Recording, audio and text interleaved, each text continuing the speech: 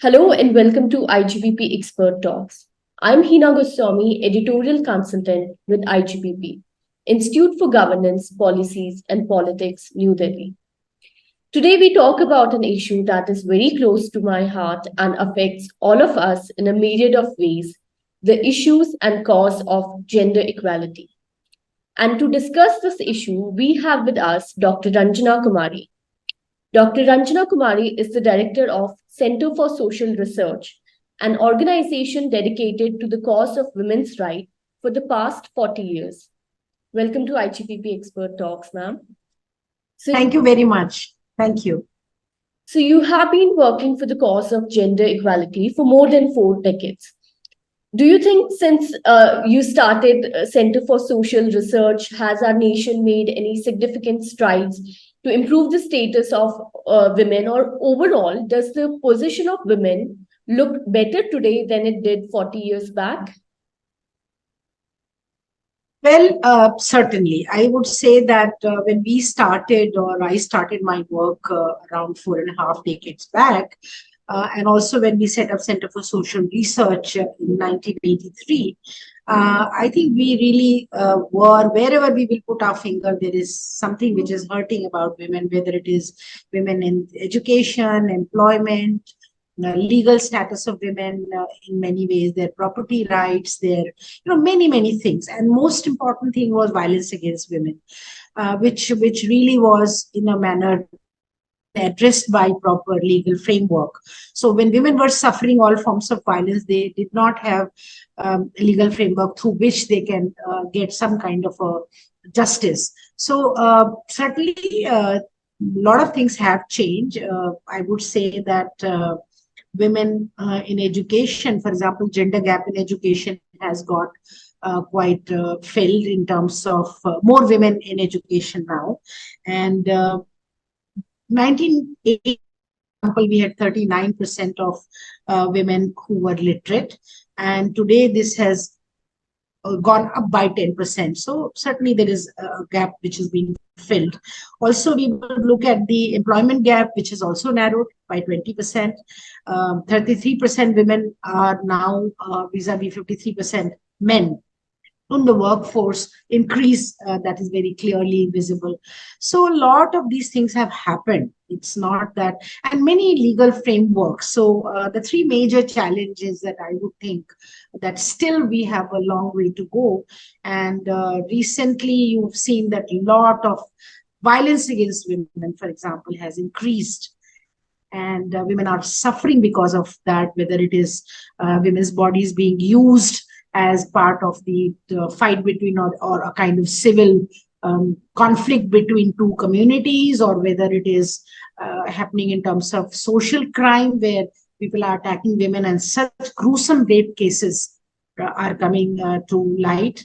And so that's one area where we still have a long way to go in terms of mitigating all forms of violence against women, eradicating violence for women against women from our society. Second thing which I feel is very important is unequal pay, which still women in India, in spite of the fact that government has made laws, we are really facing as a very major issue. And finally, I must come to my own personal, you can say commitment and agenda for the future of our work is to get women more representation. We have started with 3% on the eve of independence represented in parliament. So 3% women were in parliament. And look, after 75 years, we are only 14% women in parliament. And this has one-on-one relationship. When you saw the representation increased in the Panchayati Raj institutions, a lot of women have come in leadership positions in the local bodies. And that has definitely impacted everything. That has impacted their status, that has impacted their, possibility of getting more employment, education. So every which way it has helped women.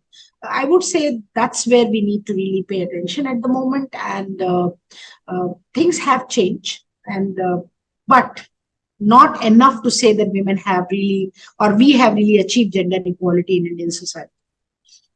To talk of some recent events that we witnessed, one of which was the violence that we saw in Manipur, where women were paraded naked. And we see that in conflict zones, women are the hardest hit victims. That is been the case everywhere. But Manipur is also a place where women have otherwise like enjoyed a strong position of power, authority, and being the even the breadwinners of their society. But during this conflict, we have seen the pattern where women have become, the prize to be captured, taken away from the other community. So how this contradiction, like otherwise Northeast is known for the strong, women it has, but how do you view this contradiction?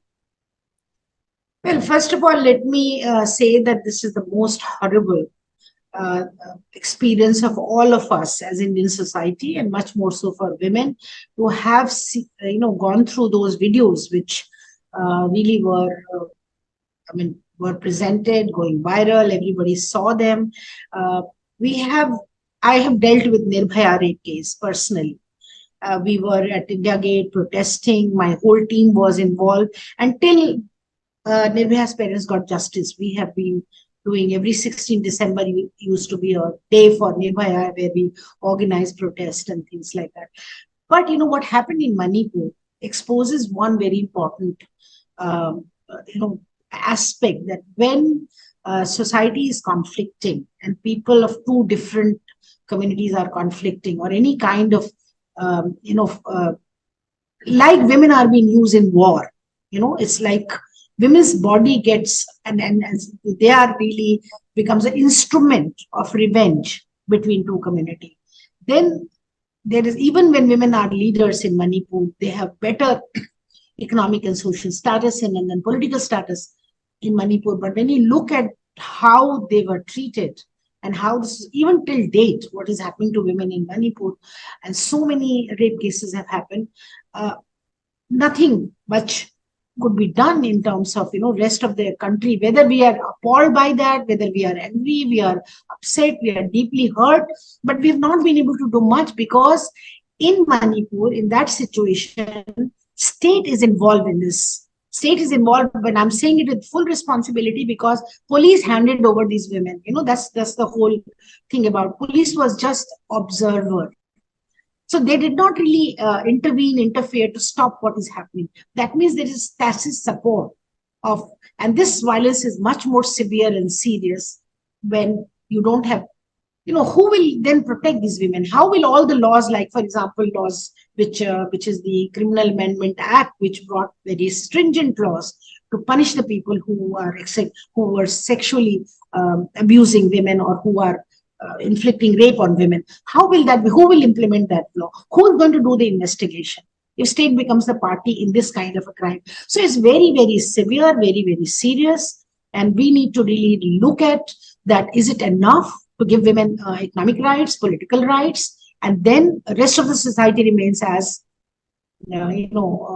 discriminating as we have seen? And also that the impunity with which such crime can be really inflicted on women.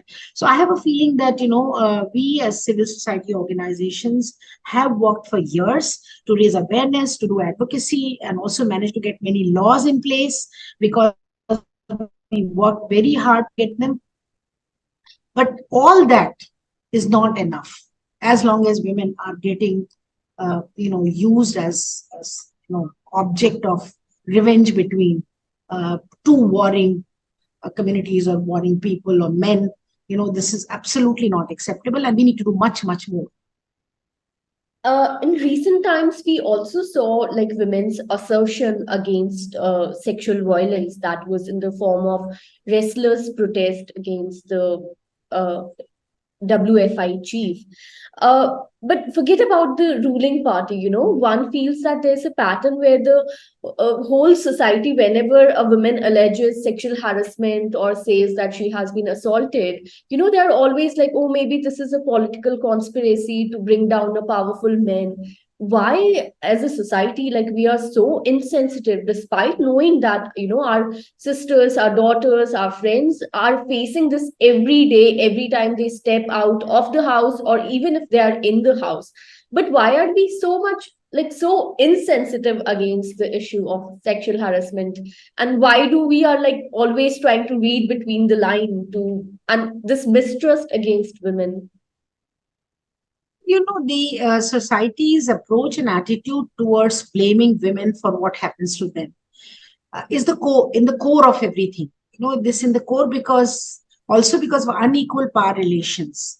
So it's not only to talk about one ruling party or one state or one area. It is women are not being exploited, used, and abused sexually because certain people are enrolling in that party or certain parties are ruling. It's violence against women has to be treated as that violence against and violation of their human rights, wherever they may be, whosoever may be the ruling party. But what happens is that they are used, they are exploited, and then people start putting them under different kinds of what do you call it, some brackets of why she was exploited for, because she was wearing, why she was raped because she was wearing wrong clothes, she was in the wrong place, and why she was raped and paraded naked because such and such party is there. So what about that party, what about that state, what about, so all this whataboutery is about women. That essential thing is to challenge the attitude and beliefs, that we have to start doing it, educate the public about prevalence of all forms of harassment and violence against women, and also create safe spaces for survivors of women. And the most important thing is to start punishing the perpetrators of crime. They should not be getting away because of this reason or that reason, because they belong to a certain community or they belong to certain, if one community is doing it, then you can't be saying that other community people are not doing it. Everybody is in it together. And so stop doing that, and we should start punishing all the perpetrators of all forms of crime against women, and especially the kind of crime that we are seeing of late. Another issue that came during the whole the protest was that many people alleged that no action was being taken against the former wrestling federation chief because he was a politically powerful man, and he enjoyed a lot of support in his home constituency. And that has been case elsewhere too. And what I fail to understand is that how a man can claim political support and have nothing done against him for the crimes he committed, but political parties do not see women as a political constituency whose votes they need, or if their grievances are not addressed, then they may vote them out of power. Like, so harassment against women or violence against women is not seen as something that can vote somebody out of power, despite the fact that women are half the population. This is the whole issue, that a man who represents the ruling party, who is a member of parliament, who has political muscle, is seen someone who's useful, who's seen someone useful. So whatever he is doing gets away with that. And you categorize the crime in a different kinds of jackets, as I was saying earlier, that you say, oh, look, these women are telling lies, these are to be blamed. And then they roped in other women to say that. Very important part of that is that you really impose all this patriarchal power relations through the other women who are part of that, who are the subordinates, I would say, under that. So what is important at the moment is to develop women's independent power status. We have to have our own, we are person in our own rights. We have to have our own power arena where we are able to exercise that power. At the moment, what do we have? We have some education, we have some economic ability to earn, I would say, but not ability to exercise economic power. We may be making much better incomes, we may be CEOs of companies, we may be on the boards of the companies, but how much is decision making in our hand? Same thing you saw. I mean, if I give you example of those wrestlers, I mean, they did everything which made the nation pride, themselves pride, their families pride. They did everything to worked hard to achieve what they achieved. But eventually, what they were suffering is because they had no power to decide about who should be and whether this guy should be continue to be the head of the wrestling federation of India. So I think this is where we are really, in some sense, or in every sense, lacking, because we may be women have made progress, so we assess the progress through their, and that's why I said the most important and most dear to my heart issue at the moment is to get women the power to make decisions. They should be able to sit at the table. They should be able to define the agenda, not implement the agenda, not be part of that agenda, but they should be able to define the agenda. They should be able to frame the policies, not be just beneficiaries of the policies. So they should be able to create the laws, not only be able to get advantage of that law or get justice through that law. In fact, they're not getting able to get justice also today because of lack of that power that women don't have. So you very rightly said that women are becoming political actors. We do see women who are politicians and leaders, but you see, even in the wrestlers thing, women sitting in a ministerial position could not say much. Why? Because they don't have the power to decide about their own political future. They are dependent on their own political parties, whichever party. And this is not only now. I remember Nirbhaya times we were told that, look, ministers don't make statement about rape. Prime Minister doesn't make statement about rape. And we had to struggle 5 days at India Gate in that cold weather to be able to make the then Prime Minister, to make a statement. So I would say that if women were powerful in the parliament, if they were there, they would stall the proceedings of the parliament. They will make the policies. They will define what should be the law to protect women. Not one-sided, just something they decide and impose it on women. And we are at the receiving end. So let's get part of giving it. Then only things will change. I also do feel that, when we say that there's lack of, safe spaces for women, and there's lack of, we are not able to define the agenda, or, even female ministers are not saying much because there's a basic lack of solidarity amongst women. Is that something you would agree with? And how can, as individuals, we try to build that solidarity? We do have good examples of women's coalitions and women's solidarity. My own role in political movement has been to build that solidarity. We created Seven Sisters when we have been fighting. I don't know, you people may not have been even born then, but we had women's organizations coming together, issue-based alliance we created, and we fought for, when we had these protests at India Gate or at Jantar Mantar or in the districts or in the villages, even village headquarters. When we had these protests, all women will be agreeing on certain issues, and we would do that. Then we created Joint Action Front for Women. We've had Women Power Connect, which has almost 1,900 organizations across the country as member and doing the advocacy for women. So there have been in civil society various, Seva, for example, has also been one of the examples where Mahila Samakhya, lots of those examples are there from the civil society part of it. But when you go to political arena, obviously people will go by ideology, people are divided by their party. But if there is one common thread that can be stretched from one spectrum of political party to the other, is to that no compromise women politicians across the party line will make when it comes to violation of dignity and human rights of women. They will join together and they will fight against it. I think that kind of a solidarity, we have not achieved that level of raised consciousness in our society so far.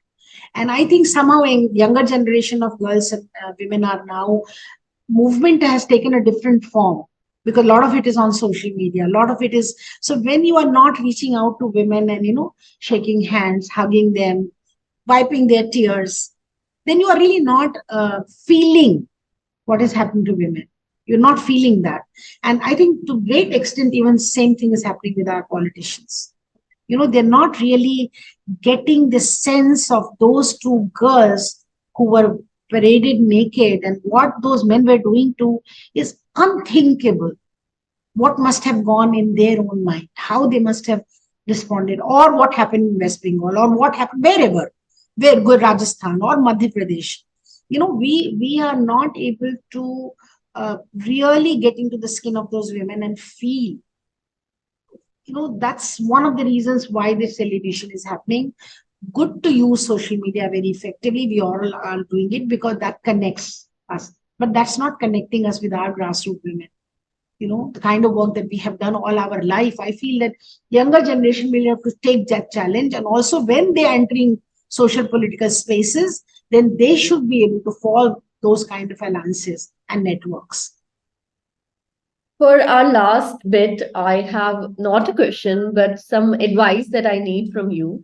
Uh, I am also like I teach at a college, and we have a lot of young students, female students in our college, and they're all coming from small towns, different places.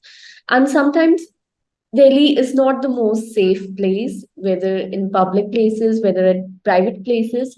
But there are no institutional support that can help them with whatever they are going through, and we are not even in a position to enable a dialogue that we let them know that we are, maybe we can't do legally much, or we can't take away the problem, but we are in it together. There's no enabling of that dialogue.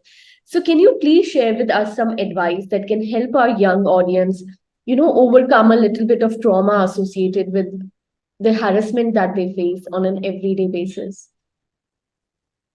You see, the most important thing is to empower your students and young women with the knowledge of rights that are available, the legal frameworks that are available, and also the system through which they can achieve justice for themselves, if something goes wrong somewhere. And also, second thing, a lot of our society, the way we raise our girls, we have always in a way, cordon them in a kind of space, which is their own physical and emotional boundary we create around them, where they are unable to share what's happening to them.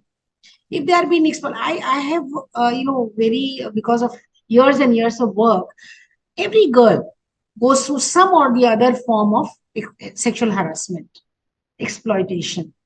Somebody is in the bus, somebody is experiencing at home, somebody is experiencing in school, somebody in the whatever extracurricular activity the girls may be going.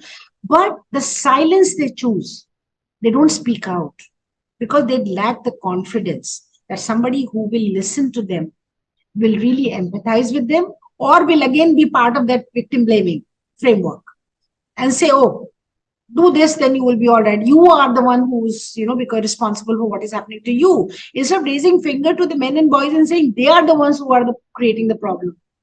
And everybody, when they ask me on a lot of television and other program that I do, and they ask me, I say, well, who's part of the problem? Why don't you tell them? Why are you asking me this question? So I think that's something we have to create, inculcate confidence in girls for seeking help.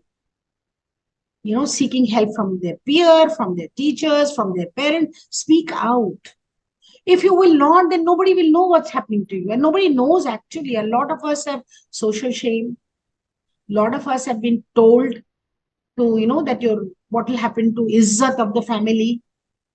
No, first and foremost thing is to protect your own dignity. Go with self-confidence. Talk about it. And, that's what you have to teach the girls, not to keep silent about it. A lot of silence is broken. I'm not saying, as I said, a lot of things have changed.